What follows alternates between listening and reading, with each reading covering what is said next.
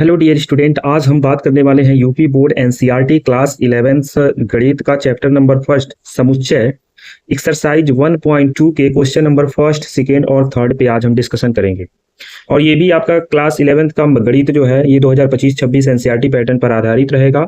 और सबसे पहले प्रश्नावली 1.2 एक्सरसाइज 1.2 स्टार्ट करने से पहले कुछ पॉइंट पे ध्यान देना है जो एक्सरसाइज 1.2 को रिलेट करता है। अब एक्सरसाइज 1.2 को क्या रिलेट करेगा, यहां ध्यान दीजिए। एक्सरसाइज 1.2 को रिलेट करने के लिए 3 बिंदु आपको ध्यान देना है। पहला, आपको पता होना चाहिए रिक्त समुच्चय के बारे में। रिक्त समुच्चय किसे कहते हैं, जिसको हम लोग इंग्लिश में एम्प्टी सेट्स बोलते हैं। दूसरा, आपको पता होना चाहिए परिमित समुच्चय, परिमित समुच्चय और अपरिमित समुच्चय। दूसरा बिंदु है परिमित समुच्चय, अपरिमित समुच्चय के बारे में आपको पता होना चाहिए। और तीसरा बिंदु है आपका समान समुच्चय के बारे में आपको पता होना चाहिए। अगर ये 3 बिंदु आपको पता है तो प्रश्नावली 1.2 से संबंधित जो भी प्रश्न है वो सभी प्रश्न आपके हल हो जाएंगे। बाकी किसी अदर प्रश्न पे जाने की जरूरत नहीं होगी आपको। अब यहां पर ध्यान दीजिएगा, पहला है रिक्त समुच्चय, दूसरा है परिमित समुच्चय, अपरिमित समुच्चय, तीसरा है समान समुच्चय। इन तीनों बिंदुओं पर अगर ध्यान देना है तो सबसे पहले रिक्त समुच्चय क्या है। रिक्त समुच्चय का मतलब अगर कोई भी समुच्चय, जैसे मान लीजिए कोई समुच्चय ए दिया है, ठीक है, और ये ए इस प्रकार से दिया है जिसमें कह सकते हैं कि रिक्त समुच्चय की बात हो रही है और रिक्त समुच्चय को आप लोग को परिभाषित करना है, तो सबसे बेस्ट तरीका ये है आपसे कह दे कि कोई ए समुच्चय है और ए समुच्चय जो है आपका इस प्रकार है x, ठीक है, x colon x is equal to 2 के पावर n जो 2 के पावर n जो n बराबर 1, 2, 3, 4 तथा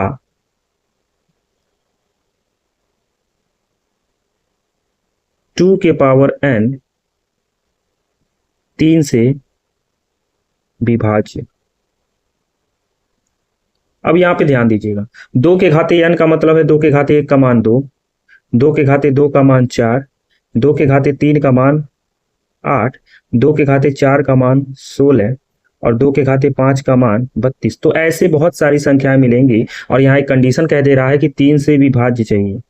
तो 3 से विभाज्य मिलेगा नहीं, तो जो चीजें नहीं मिलनी है उसी को हम लोग रिक्त समुच्चय कहते हैं। और सबसे बड़ा पॉइंट और ध्यान दीजिएगा कि रिक्त समुच्चय को हम लोग फाई से, ऐसे एक फाई है, इसको फाई बोलते हैं, फाई से इंडिकेट करते हैं। फाई के साथ ही साथ आपको अगर मझले कोष्टक में कोई भी अवयव नहीं है तो उसको हम लोग रिक्त समुच्चय ही समझेंगे। ये आप लोग दिमाग में बैठा लीजिएगा। आई होप आपको सारी चीजें समझ में आ गई, ठीक है।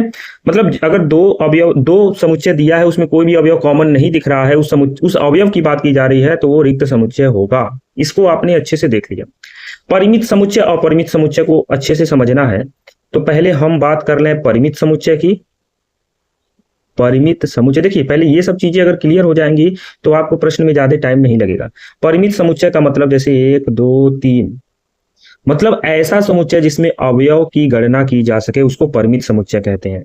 और अपरिमित समुच्चय ठीक इसका अपोजिट हो जाएगा, यानी ऐसा समुच्चय जिसमें अवयव की गणना न की जा सके, मतलब जहां पर अवयव अनंत हो, जैसे 1, 2, 3। अब यहाँ डॉट डॉट डॉट का मतलब है कि अवयव को हम लोग गणना नहीं कर सकते हैं।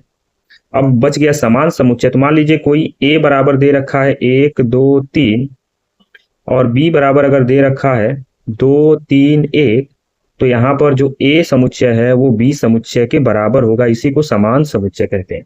यानी किसी समुच्चय में जितने अवयव हैं किसी दूसरे समुच्चय में वही अवयव पाए जाते हैं तो वो दोनों समुच्चय क्या होंगे, समान समुच्चय होंगे। तो ये आपने छोटा सा प्रश्नावली 1.2 से रिलेटेड एक हमने बात रखी आपके सामने जो हेल्प करेगी प्रश्नावली 1.2 को सॉल्व करने में।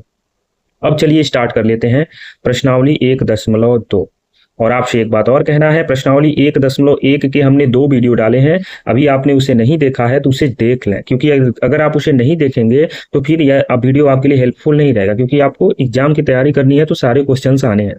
पहला क्वेश्चन देखिए, यहाँ पे रिक्त समुच्चय के बारे में पूछ रहा है, तो बस आपको बताना है कि रिक्त समुच्चय है कि नहीं है। पहला, दूसरा, तीसरा और चौथा। हमारी बातों को ध्यान से सुनिएगा, क्योंकि हम तो रिक्त समुच्चय है, रिक्त समुच्चय नहीं है, बस इतना ही लिखेंगे, लेकिन आपको हमारी बातों को सुनना है, कैसे है कैसे नहीं है। जैसे यहां पर कह रहा है पहला प्रश्न, एक मिनट, पहला प्रश्न यहां पे कह रहा है कि निम्नलिखित में से कौन से रिक्त समुच्चय के उदाहरण हैं। पहला नंबर का क्वेश्चन देखिएगा, 2 से भाज्य विषम प्राकृतिक संख्या। अब देखिए, कभी भी विषम संख्या 2 से विभाज्य नहीं होती है, 2 से कभी भी विषम संख्या नहीं कटेगी। तो ये ऐसे प्रश्न रखा गया है जिसमें आंसर मिलेगा ही नहीं, और जब आंसर नहीं मिलेगा तो सीधे सीधे वो कौन सा समुच्चय होगा, रिक्त समुच्चय होगा। तो लिख देंगे रिक्त समुच्चय है। ये समुच्चय क्या है, रिक्त समुच्चय है। क्यों है, क्योंकि सॉरी हाँ, रिक्त समुच्चय है। क्यों है, क्योंकि कभी भी कोई ऐसी विषम संख्या नहीं होती है जो 2 से कट जाए। अब दूसरा प्रश्न क्या कह रहा है, सम अभाज्य संख्याओं का समुच्चय। सम अभाज्य, तो सम अभाज्य संख्या होती है और वो क्या होती है, 2। तो जब एक भी अवयव मिल गया तो यह रिक्त समुच्चय नहीं, तो लिख देंगे रिक्त समुच्चय नहीं है, रिक्त समुच्चय नहीं है। क्यों नहीं है, क्योंकि यहां पर एक संख्या होती है जो सम भी है और अभाज्य भी है। समझ में आ रही है बात, समझ में आ रही है तो वीडियो को लाइक कीजिएगा और अपने मित्रों तक यह वीडियो जरूर पहुंचाइएगा, क्योंकि उनको भी पता चलना चाहिए कि आप जो है एक अच्छे लेवल के क्वेश्चंस को तय कर रहे हैं, और अपने मित्रों तक पहुंचाएंगे तो उनको भी अच्छे लेवल का क्वेश्चन मिलेगा। क्वेश्चन नंबर 3, x:x एक प्राकृतिक संख्या है और कह रहा है कि x जो है वो 5 से छोटी होनी चाहिए और 7 से बड़ी होनी चाहिए। अब कोई भी ऐसी संख्या जो 5 से छोटी है, तो 5 से छोटी संख्या आपको, जैसे मैं यहां लिख लूं 4, 3, 2, 1, और कह रहा है 7 से बड़ी, तो 7 से बड़ी 8, 9, 10। तो कभी भी इसमें कोई भी चीजें रिलेट नहीं कर रही हैं, और जब भी रिलेट नहीं कर रही हैं तो यहाँ पे कोई अवयव भी नहीं है। जब अवयव नहीं है तो यह एक रिक्त समुच्चय है, यह आपका एक रिक्त समुच्चय है, सीधे सीधे। अगले क्वेश्चन, जैसा कि आपको पता है कि मैं एक क्वेश्चन आपको HW में देता हूं, तो इस क्वेश्चन को आप लोग HW में करके दिखाइएगा, बट मैं समझा दूं, y:y किन्हीं भी 2 समांतर रेखाओं का। अब देखिए, 2 समांतर रेखाएं अगर हैं तो उनका उभयनिष्ठ बिंदु मिलेगा क्या, कभी नहीं मिलेगा ना। तो साफ साफ आंसर आपने देख लिया। अब ये HW काहे का रह गया, सीधे सीधे दिख गया कि यह भी रिक्त समुच्चय है, क्योंकि कभी भी उसका उभयनिष्ठ गुणनखंड या उभयनिष्ठ बिंदु नहीं मिलेगा। कभी भी ये 2 समांतर रेखाएं एक दूसरे को कट नहीं करेंगी, जब कट नहीं करेंगी तो उभयनिष्ठ नहीं मिलेगा, बस सीधे सीधे। अब अगले क्वेश्चन पे देखिए, क्वेश्चन नंबर 2। आज हम केवल 3 क्वेश्चन पे बात करने वाले हैं। क्वेश्चन नंबर 2 को ध्यान से देखिए, इसमें केवल आपको बताना है कौन परिमित है और कौन अपरिमित है। जैसे वर्ष के महीनों का समुच्चय, तो वर्ष के महीने को समुच्चय को आप सीधे सीधे लिख सकते हैं क्या, ऐसे जनवरी, फिर उसके बाद फरवरी, फिर उसके बाद ऐसे लिखते लिखते लिखते लिखते चले जाएंगे और कहां तक पहुंच जाएंगे, दिसंबर तक। अब ये बताइए, दिसंबर तक आप जब पहुंच गए तो यहाँ पर टोटल कितने महीने मिलेंगे, 12। तो गिन पा रहे हैं ना, जब गिनती हो पा रही है तो ये आपकी हो जाएगी परिमित।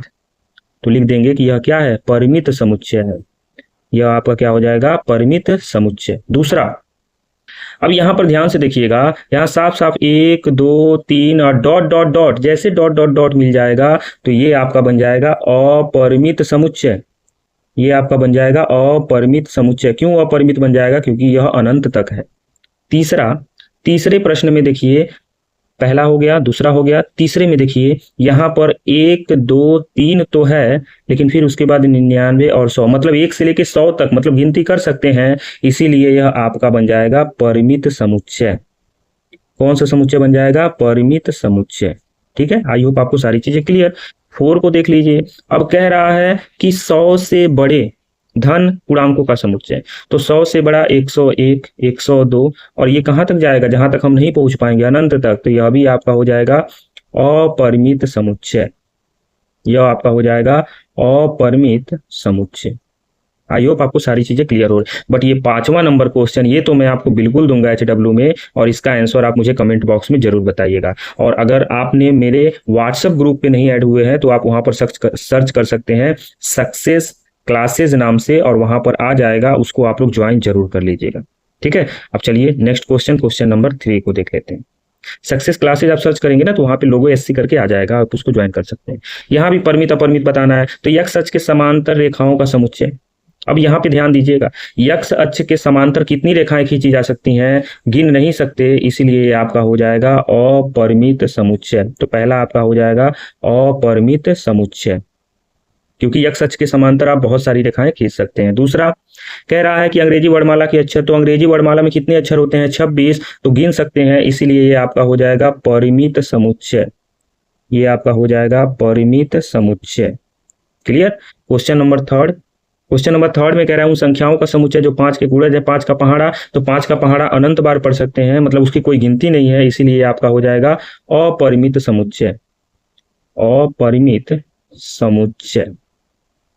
ठीक है। क्वेश्चन नंबर 4, फर्स्ट हो गया, सेकेंड हो गया, थर्ड हो गया, 4। पृथ्वी पर रहने वाले जानवर, तो पृथ्वी पर रहने वाले जानवर सीमित नहीं है, मतलब अनंत है, बहुत सारे जानवर हैं, इसीलिए ये आपका हो जाएगा अपरिमित समुच्चय। अपरिमित समुच्चय। क्योंकि एक बात आपको ध्यान देना है कि पृथ्वी पर जो भी जानवर होंगे उन जानवरों की गणना आप कर नहीं सकते हैं, और जब जानवरों की गणना नहीं कर पाएंगे तो उस कंडीशन में आपका आंसर जो होगा वो अपरिमित होगा। लेकिन एक चीज ध्यान दीजिएगा, एक चीज ध्यान क्या देना है कि अगर यहाँ पर पृथ्वी पर रहने वाले जानवरों का समुच्चय अगर हम कहें कि ये अपरिमित नहीं बल्कि परिमित समुच्चय होगा, ध्यान दीजिएगा, थोड़ा सा मैं यहाँ पे एक ट्विस्ट ला रहा हूँ। ट्विस्ट ये है कि अगर मैं इसको परिमित कह दूं तो आपकी क्या राय होगी मुझे बताएं, क्योंकि मान लीजिए सपोज दैट कि मुझे लग रहा है कि परिमित समुच्चय सही होगा और अपरिमित समुच्चय नहीं सही होगा, तो आपकी क्या राय होती है इस पे जरूर बताइए, क्योंकि पृथ्वी पर रहने वाले जानवर क्या आप उसकी गणना कर सकते हैं, नहीं कर सकते हैं, आप मुझे जरूर बताइएगा। और 5वां नंबर क्वेश्चन, मूल बिंदु 0 से होकर जाने वाले वृत्तों का समुच्चय। अब मूल बिंदु, मान लीजिए ये मूल बिंदु है 0 0, ये इसी को कहते हैं। अब यहां से कितने वृत्त हो सकते हैं, कितने वृत्त यहां से, मतलब कितने वृत्त यहां से होके जा सकते हैं, इसी की बात की जा रही है। तो यह भी आपका बन जाएगा अपरिमित समुच्चय, क्योंकि गिन नहीं पाएंगे कितने होंगे।